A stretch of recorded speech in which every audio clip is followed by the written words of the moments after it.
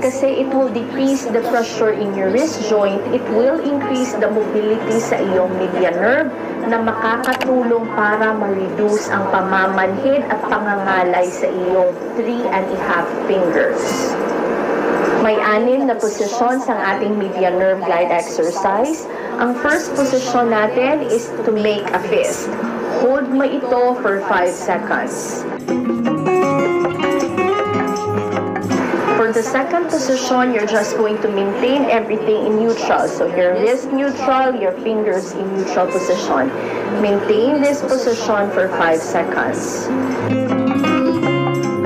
Sa third na posisyon naman, i-extend mo lang ang thumb mo tulad nito, as if tinuturo mo ang sarili mo. Hold this position for 5 seconds. With the next position, i-extend mo lang or i-bend